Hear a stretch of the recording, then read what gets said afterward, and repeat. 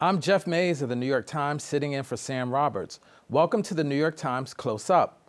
This week, New York Times reporter Emma Goldberg joins us to talk about how Mayor Mamdani's City Hall is trying to transform life for people who live and work on the margins, from street vendors and low-wage workers to renters fighting for a fairer city. But first, Matthew and Mpoke Bigg is with us from London.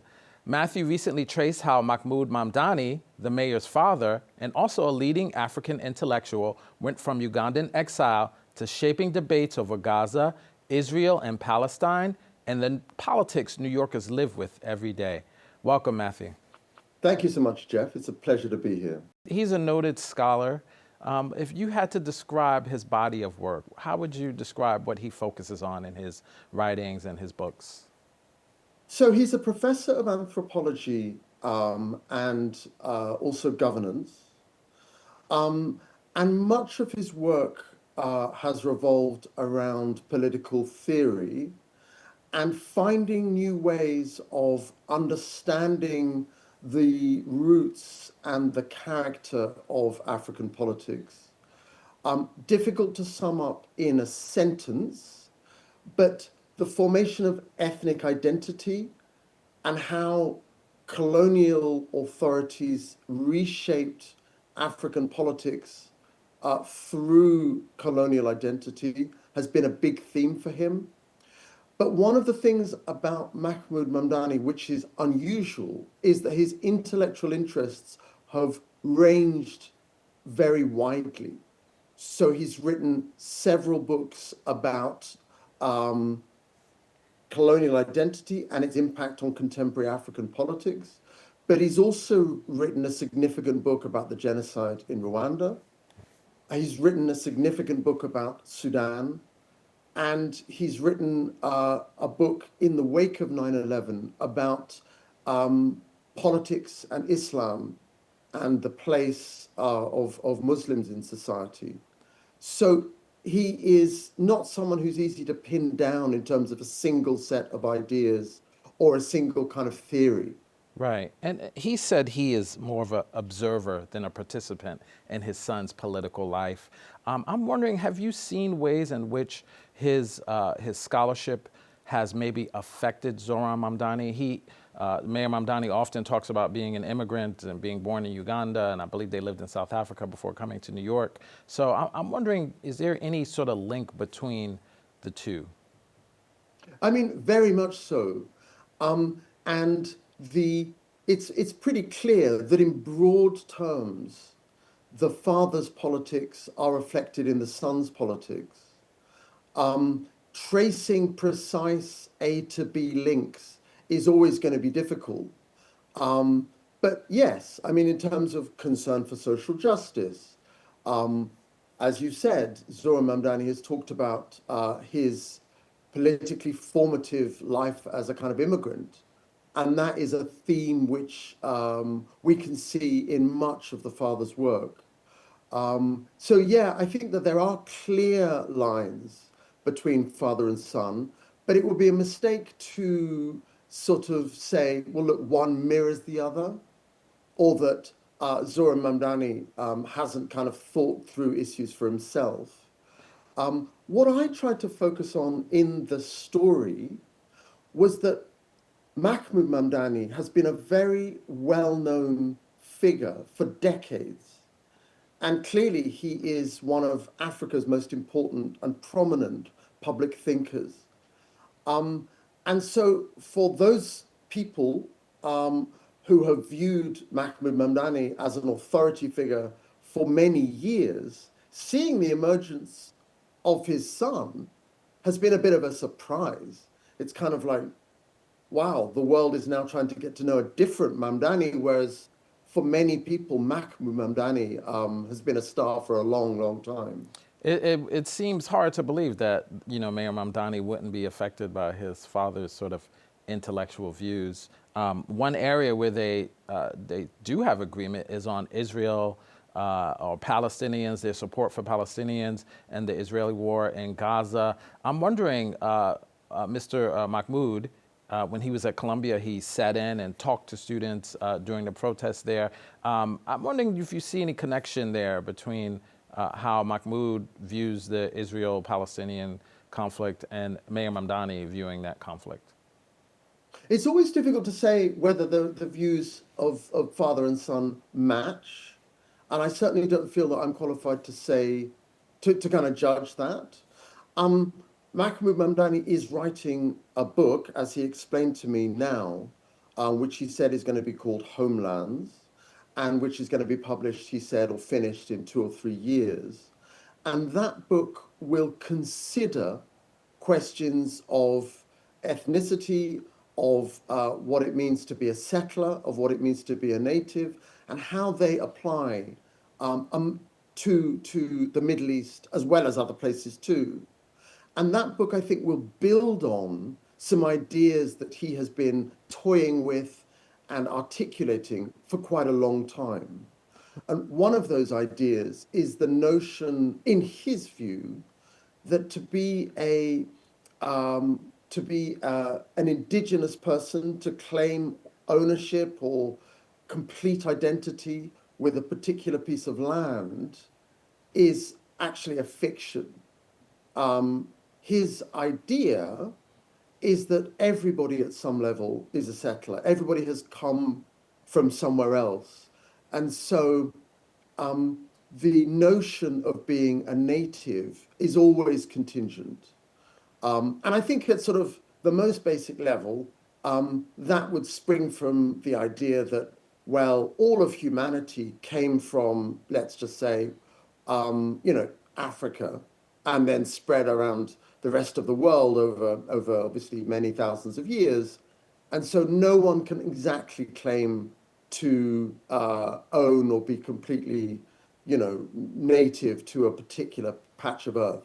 And that has implications, in his view, for many different political situations, and those would include the Middle East. Interesting. I'm wondering your position as East African Bureau Chief. I'm wondering if Mayor Mamdani's election in New York City, did that reverberate at all in any of the places, Kenya, Uganda, elsewhere on the continent? I'm wondering if his election, woke people up or, gained attention there at all. Very interesting question. And the answer is less than one might think. Um, Africa has its own centers of gravity, and people in Kenya are deeply immersed in Kenyan politics and the dynamics that are shaping those politics. And that's the same for Uganda too, where Mahmoud Mamdani is a very, very important figure, but people are deeply engaged with the dynamics of Ugandan politics.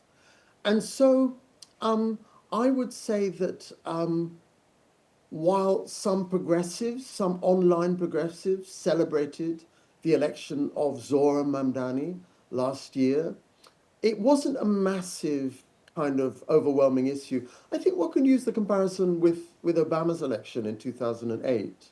That really did resonate on the continent, and people looked to him as a kind of hope in some way of what Africans could achieve or what Africa could be.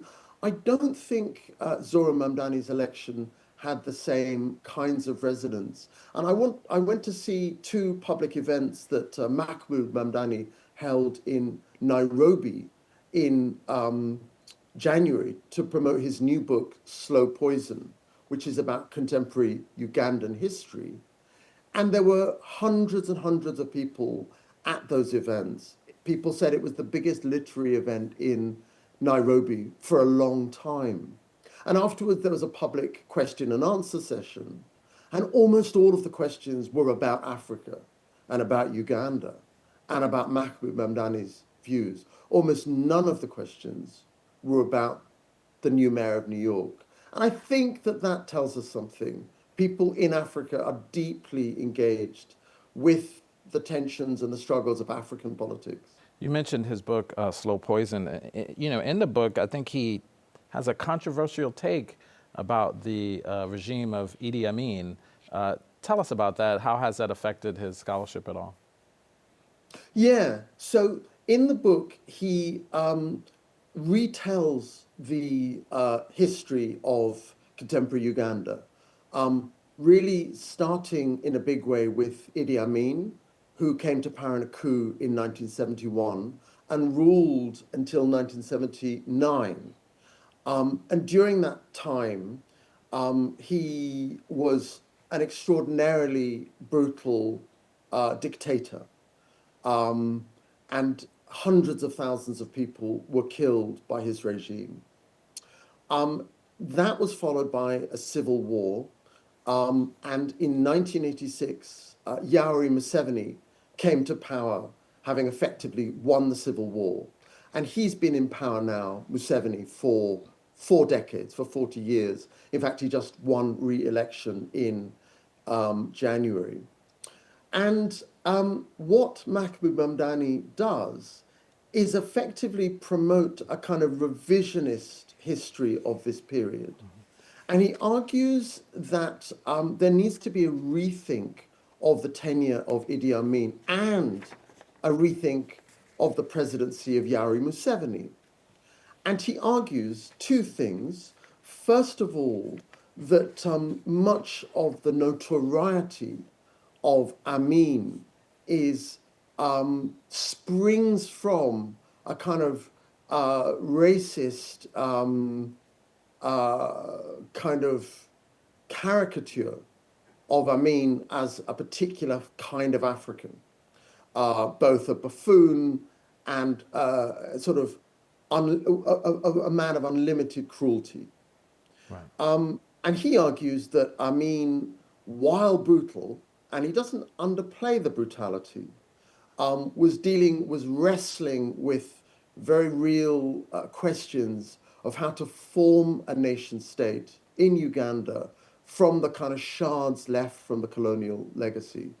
Seems like So he's it's a certainly. revisionist history, it's provocative, it's deliberately provocative, but he says, look, we need to revise our views, both of Amin and then also of Museveni. It seems like Mahmoud certainly enjoys being a provocateur for sure. I want to move on to some of your other reporting before I let you go. You wrote another interesting article about the Trump administration travel ban and how that has affected people on the continent. I'm wondering, how has that ban affected people's lives? Has it made a difference in migration patterns? Where are you seeing that affecting Africans in general? Well, it's a good question, and it's certainly had a big impact both on the lives of individuals and of communities, but also on politics on the continent.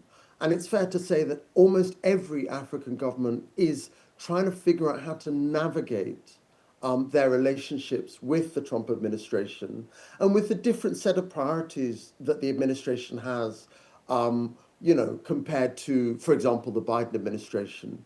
And it's clear that the Trump administration has a huge emphasis on transactional relationships, on critical minerals. The Trump administration is very concerned about peacemaking. And so it's really heralded a new peace deal in Congo, between Congo and Rwanda, and also this issue of visas. And finally, we can talk about the desire of the Trump administration to deport illegal immigrants back or to African countries. And that is a kind of global policy.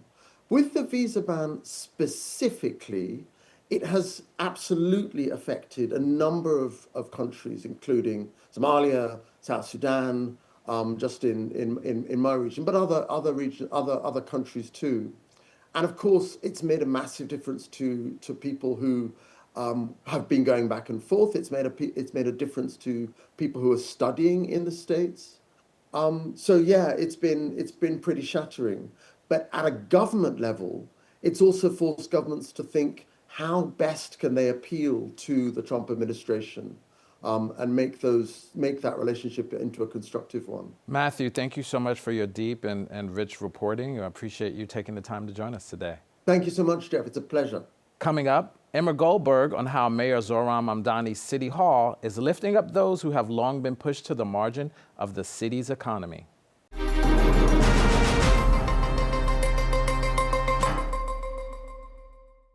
Emma Goldberg is a New York Times reporter whose recent work has zeroed in on how Mayor Zohran Mamdani is reshaping New York City's political and social landscape, from housing and homelessness to public safety and street-level commerce. She's a friend of the show who has been closely tracking how a younger generation of New Yorkers, especially renters, students, low-wage workers, are organizing, protesting, and trying to turn their frustration into real political power in the city.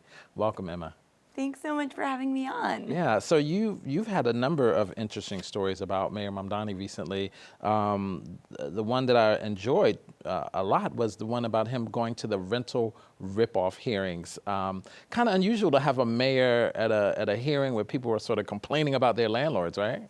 That was it was a fascinating moment to see because I think, you know, every New Yorker complains about their landlord, but it's very rare that you get to complain about your landlord to the mayor of New York City. Right.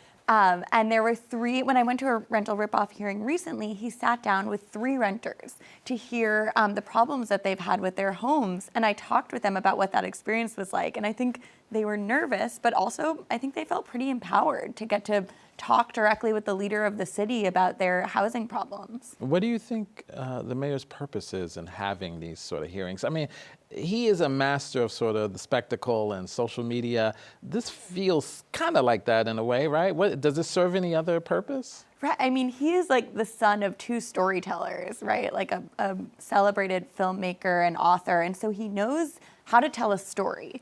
And I think from the start of his campaign, one of the stories that he has been trying to drive home to New Yorkers is that he wants to reshape the way renters feel about the city. I mean, we live in a city where the majority of people are not homeowners, they're renters. And Mamdani himself was living in a rent-stabilized apartment right before he moved to Gracie Mansion. So he understands the disempowerment and the challenges that people can feel when they have to make rent every month and then also struggle with all sorts of problems with their home that they sometimes have to sort of basically try and bang down the door of their landlord to get them to address. Right. And so when he announced that these rental ripoff hearings would be happening, I think what he wanted to tell the renters of this city is that they didn't have to feel like they didn't have a voice, whether what they were dealing with is bugs or broken elevators or, you know, cracked tiles. It was interesting because on the first day of his administration, I went to a building in Flatbush where people have had complaints against their landlord for years. And Mamdani showed up at the building that very day, his first day as mayor, and took a tour of an apartment that was sort of in a state of disrepair. So I think from day one through, you know, the first couple of weeks of his administration, he has been trying to signify that he's listening to renters. I wonder if you think there will be any policy changes based on this, because, you know, you mentioned he went to this building, it was, I think, Pinnacle Group. But, you know, the city tried to get involved in this case against his landlord, but they got kicked off the case, really. So I'm wondering, are there any sort of practical policy issues, changes you think are going to come out of him, like engaging with renters in this way? I think that's one of the big questions that everyone sort of around the administration and far from it is keeping their eyes on. Because one thing that's been sort of playing on a loop in my head when I've gone to the rental ripoff hearings and talked with renters is when you tell people that you're going to fix something that is as straightforward as their elevator or their kitchen or, you know, the bugs in their apartment, they will notice if those things don't get fixed because they're waking up every day to it. So I think it's been something very empowering for a lot of people to see the mayor engaging directly with these housing and renting issues that they're having. But it's also going to create a lot of pressure on him to actually do something about that. And, you know, the mayor's office to protect tenants has said that they're going to be tracking these issues. I think they've been trying to sort of frame the Pinnacle intervention as not as much of a failure as some people have experienced it to be. But I think a lot of people are going to be keeping close eyes on whether they're actually able to deliver on these sort of promises that they're making. I mean, there's always been a tenant movement in the city, right? But this feels like slightly different. It feels like him just sort of gathering renters as his sort of constituency. And I'm sure there must be like a lot of young people in that cohort. This seems like an interesting strategy that he's doing right now to sort of, you know, gather renters together in a coalition? Yeah, I think we're seeing a really interesting moment in which, like, across the country, activists and organizers are trying to communicate to people that being a renter is a political identity. And we've seen that, like, in Kansas City, for example, where there's a huge renter organizing movement happening. And we're also seeing it in New York City. I was really interested when I went to the rental ripoff hearing in Queens. I talked with a lot of young people, and some of them told me they had never been to a single political event until they showed up at that rental ripoff hearing. But they'd seen it on social media, they'd seen it on kiosks around the city, and they decided to show up because they wanted to feel connected to the city. And so I think it's bringing together these really unusual coalitions of, longtime renters, people from who are, low-income workers, and younger, maybe more affluent people, and trying to kind of form this shaky but potentially powerful alliance. Mayor Mamdani has also done outreach to street vendors, for example. He hired someone new to sort of guide that. I'm wondering, your story, a very good story, talked about how street vending is central to life in New York City, but the people who actually do vending face a variety of issues, problems. What is Mayor Mamdani doing to address those? I think that with the intervention on street vending and specifically bringing on someone who's going to work in SBS to oversee street vending, I feel like the mayor is really trying to communicate that all of these constituents in the city who have been very visible for years but haven't always felt cared for are going to be sort of brought into his agenda. And street vending is an especially interesting one. I went to a party for street vendors a couple of weeks ago and talked with people there. And what they told me, which is interesting, is that we're actually right now in the biggest moment for street vending that we've seen in decades in New York, because since the late 1970s, the number of people who have permits to vend has been capped at this really small number. And so vendors have had to sometimes get permits on the black market. Sometimes they're renting permits from people who are charging tens of thousands of dollars and don't even live in New York. Some of them live in Egypt or in Miami. And so for the first time, the city council has passed legislation to introduce all sorts of new permits, and that's going to start happening in July.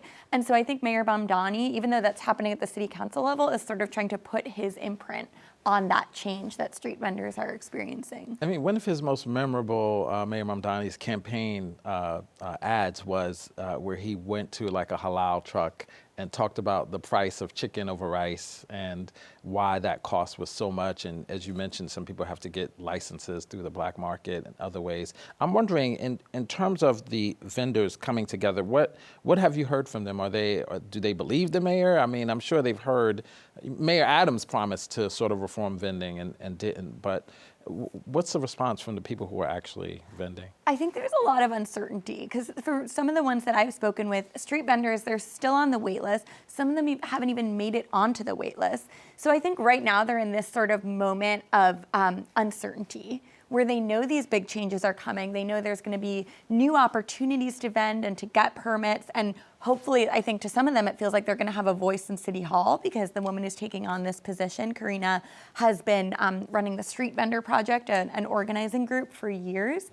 But at the same time, they don't really know if the system's going to work better for them yet. And that's going to come down to the actual implementation of these new reforms. In other parts of your reporting, you've talked about homelessness and how Mayor Mamdani has tried to address that. The city recently had a brutal cold snap. I believe 20 people potentially died during that cold snap. I'm wondering if you've seen ways in which the sort of strategy you talked about is Mayor Mamdani extending that to how he handles homelessness and dealing with hard to reach individuals?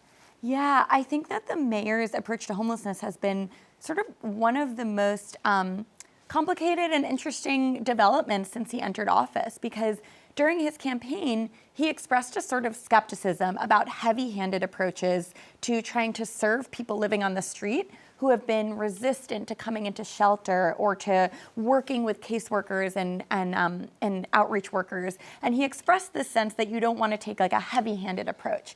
And yet then he came into office during this kind of cold and storm and snow weather that we haven't seen in years, maybe even a decade in New York. So he had expressed this sort of desire to have a gentle approach, and then sort of was thrust into extraordinary circumstances. And I think he did try to take different steps just to meet the moment. One of those was, actually Health and Hospitals introduced this new initiative where they were driving vans all around the city to try and spot people on the street who might need medical help. And I actually spent a night driving around with one of these teams, and I saw the way that they would scan the streets looking for anyone who was sleeping out there in the really crazy cold, and then they would try and convince them to come indoors or come in, at least into the van to warm up. A lot of people had no interest in that, and I think it was a really eye-opening reporting experience for me to see that people sometimes feel like they have their corner on the street, they know where they feel safe, and they don't want the unfamiliar experience of coming indoors to a shelter or warming center. I wonder, does the mayor's approach to homelessness feel different than how New York City has tried to handle homelessness in the past? It's just an intractable issue that, every mayor has to deal with. I think so far it's felt more like a continuation of what we've seen in the past. And we saw early in January, he paused encampment sweeps. And then Jeff, you and I reported that they restarted sweeping homeless encampments, even after he had been critical of Eric Adams' approach to doing these encampment sweeps. So I think so far, homelessness has been one of the areas where it feels like mostly it's been a continuation of policy from previous administrations, even though I think he's tried to communicate that he's taking a less punitive approach. So with the encampment sweeps, they're going to be led by the Department of Homeless Services instead of the police department. Right. So small changes on the margins. You've been a very busy reporter. You were at this protest outside of Gracie Mansion a few weeks ago where an incendiary device was thrown. There was far right-wing protesters and people protesting those folks. What was that like? That could have been a dangerous situation for you, right? Yeah, it was a crazy moment because the person who threw the incendiary device was not very far from me, and so I saw him throw it. I had been interviewing one of the counter protesters, and then I just saw this device land on the street and go up in flames. And my first thought was it looks like a bomb, and people around me were yelling bomb, and everyone was sort of jostling in confusion, trying to figure out what to do. Really, thankfully, it didn't detonate. And so from that moment on, it was sort of more of a question of trying to piece together what was happening, because going into this day, a lot of people had thought that the agitation and the danger was going to come from, a white nationalist, far right protester, Jake Lang, was coming to protest outside the mayor's home. And so then there was this extra layer of confusion added on where a suspected terrorist came and threw an incendiary device, or actually had more than one. So it was a really confusing, stressful moment, but I'm really glad everyone was safe. Just quickly, what do you think that sort of protest, we've never really seen that outside of Gracie Mansion before, that sort of violence. What do you think it says about Mayor Mamdani's tenure as mayor? It seems to be attracting a lot of attention on both sides. Yeah, I think it points to just what a challenging moment it is, because it's not just in New York City. We're seeing, all kinds of extremist violence and protests in all different parts of the country. We just saw for a long time what's been happening when, for example, immigration enforcement would come to different cities and clash with protesters. So I think it feels like a really tense political moment all around the country. And certainly, Jake Lang, who is a extreme political extremist, was attracted to come protest outside Gracie Mansion. Then he drew a crowd that created confusion. Then these suspected terrorists came. I think that it's a tense political moment in all different corners of the country. And certainly the mayor in New York City has a lot of critics, a lot of detractors who are trying to stir up agitation and disarray here too. And so I think so far it seems like his administration is trying to show that they are taking as many steps as possible to tamp down the agitation and to keep New Yorkers safe. Well, I'm glad you were safe during that protest. Thank you for your reporting, and we'll look forward to more of your coverage of Mayor Mamdani. Thank you so much, Jeff. You too. I'm looking forward to keeping reading you. That's it for this edition of Close Up. If you'd like to support more conversations like this, please consider donating at the link on your screen. For the New York Times and CUNY TV, I'm Jeff Mays, sitting in for Sam Roberts. Thank you for watching.